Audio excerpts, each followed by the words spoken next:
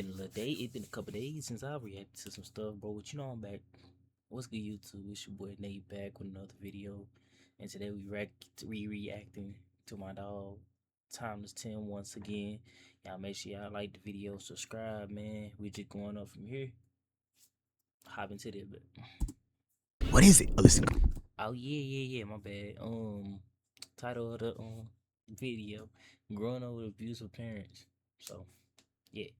Closer, and that's when it hits. Footsteps, but not loud ones. So we lock in, and the steps starting getting closer and closer and heavier. The top to make that hair in the back of your neck stand up. Bam! I look at Ruff as he spins back at me, and no words were needed to be talked. Hi!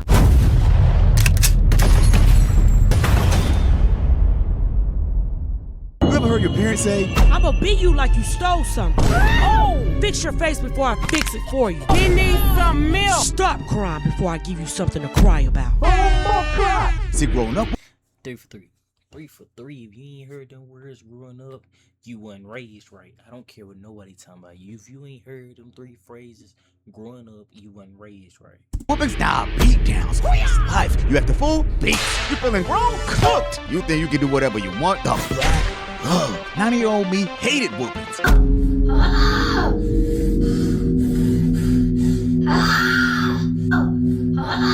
But looking back, I realized something now. Not every kid getting hurt at home was getting disciplined. Some kids were actually suffering. And that, my guy, is where this story begins. So for this story, I'ma take you back to one of the saddest moments of my life. Now to kick it off, I gotta tell you about my little bro Rufus. And when I say little bro, I'm not talking about some random friend from school. Nah, Rufus was fam. Bro was the type of dude where we didn't even need to talk. One look, and we already knew what the other person was thinking. If I was about to do something dumb, bro was right there with me. If he had an idea, I already knew I was with him. That's my guy. He was funny, always smiling, and no matter what was going on, he had a way of making everybody feel comfortable around him. But what I didn't know at the time was, the same kid who was always making everyone else happy was going home to a place where he had no joy. See, I grew up in a strict household. African parents, no nonsense, no talking back, no I'll do it later. If Pop said something, do it. If Mom calls your name, and you didn't have to answer the first time, consequences. See, my parents weren't flawless, but they were perfect for me. I had a full belly, hand-me-down clothes, a comfortable bed to sleep on, and parents that actually cared about me, even if they didn't play around. And that's important, because not everybody has that. See, we lived in the trenches. I'm talking the same clothes getting rotated all week, corner stores instead of big grocery runs, lights flickering like they're about to go out, and as a kid, you don't question it, you just think it's normal. But every now and then, you realize some people got it worse, and my bro Rufus was one of them. See, at first, it wasn't obvious. Bro was funny, always joking, but then I started noticing little things, like how he never wanted to go home. Every single day after school, he'll be like, can I come over? And I'm like, cool. But then it turned into every day. My mom would even joke like, Rufus, you live here now? and he'll laugh it off. But looking back, that wasn't really a joke to him. I vividly remember one day my mom called us for dinner. Dinner's ready. Nothing special, just a normal night. The food was on the table, and as I'm getting ready to say the blessings, I look over to Rufus, and bro already eating like somebody about to steal his plate. The man was devouring the food. Slow down, Rufus. We got plenty more. I'm talking fast, not even looking up, eating like someone who didn't know where their next meal was coming from. Dang, when was the last time bro ate? And at that moment, something clicked. Bro was starving. So I started paying close attention. Something's off. I don't think Rufus is eating at home. So every night, I started saving my leftovers. Little by little, I'll wait until nobody was looking, then slide to my room, hand it to bro. But at first, he'll try to act like he's good. I'm good, bro. I'm not that hungry. But we both knew, deep inside, bro was starving. And after doing it for a while, eventually, he told me the truth. See, bro wasn't being taken care of the way a kid should be. He barely had something to eat. Sometimes he slept hungry. And even worse, his parents were abusive. And what sucks is, when you're young, you don't have a plan for something like that. You just know your friend's going through it and you want to help. So that day, I decided bro staying with me. But then came the main problem. See, in our house, rule number 1 stated, no one was allowed to stay over without permission. My parents didn't play, but I couldn't let the homie down, so I decided I'm gonna sneak bro into the house when no one was looking, because in my head, bro's got nowhere to go. So at first, it started small. Him staying late, then going home when his parents were asleep, then late turned into later. And eventually, bro started spending the whole night. And then one night turned into a few nights. And before I knew it, Rufus was basically my roommate. But the worst part was the stress. I'm talking insane. You know mom and dad are gonna kill you when they find him in here. So, okay, I'm just saying, I don't want any part of this. I ain't gonna lie to you, bro. Straight up, straight 100,000 with your boy. He a real nigga for that though. He a real nigga for that, because any other, if that one, like, I'm gonna say it like this: if you ain't my dog, I don't want to do that for any motherfucking person, bro. You gotta be my dog for me to do that to you.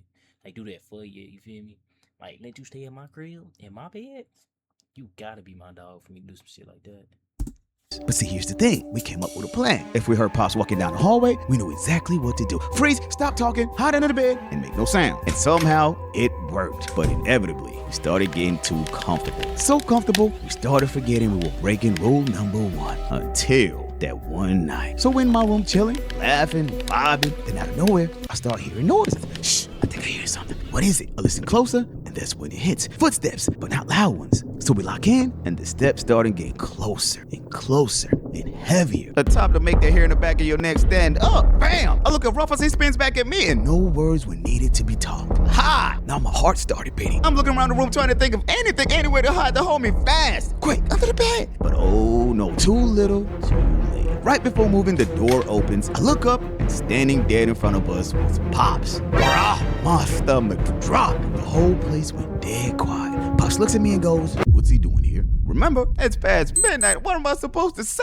I'm terrified. So I go, "Dad, he's been staying here and can't go home." What? Pops started. Yeah, because you know, telling the truth is the best thing to do. I understand telling the truth save you from ass whoopings. But in that situation, that was probably the dumbest shit he could have did. Oiling up. How dare I? He turns his eyes towards Ruffus, springs back at me, but before he talks, I go, he doesn't have anywhere to go. And in that moment, something changed. So Pops looks back at Ruffus, calms down and goes, "Son, do you feel safe at home?" "No." "You have food?" "No." "Clothes?" "No." "A warm bed?" "No." And that, my God, crushed my father. See, if you didn't know, my father grew up in the exact same predicament. No one was there for him, so for him to hear another child was going through the same experience broke him. And in that moment, Pops was no longer looking at a kid who needed help. It was like he was looking at an image of himself. And so, he made up his mind. From that day forward, my bro Ruffle was going to stay with us until he found somewhere safe for him. So Pops declared him part of the family, and for the rest of the night, my old man educated us about family. And for the first time, my father was proud of me for breaking the house rules. "Son, always remember, you can always lean on me." And that hit different. Because all that fear I had, all the sneaking around, I thought I was doing something wrong. But I was really just trying to do the right thing, but in the wrong way. "Hey Tim, what's up? I wish I had a dad just like yours." And after that, things got better. Ruffus didn't have to hide anymore. He finally had somewhere he felt safe. And me, I learned something special that day. Sometimes, being a man isn't always about following all the rules perfectly. Sometimes, it's about standing up for people even when you're scared, even when it's risky. See, in life, you don't have to do it alone, because the whole time I thought I had to handle it myself, there was someone right there who understood way more than I thought. So yeah, that's Ruffus. Not just my friend, but my little brother. And to this day, I never take a full plate for granted, because I know what it looks like when somebody else doesn't have one. So, moral Let's see what the moral story is. Hold on.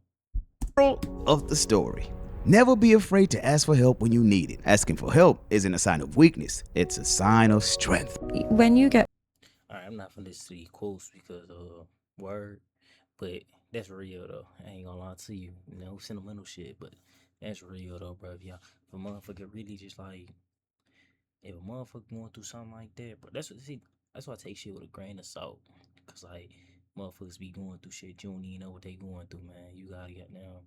It be the ones with the biggest smile on their face that be fucked up the worst, man. But you know, check on y'all people. Tell y'all people you love them, and go from there, man. Love everybody. Well, not everybody, but you know, your people. So, but with that being said, man, I'm gonna see y'all in the next video. I appreciate y'all watching. And word. Oh, y'all gotta stay tuned, cause in 2 weeks, shit getting really crazy. So y'all stay tuned. And with that being said, I'm out.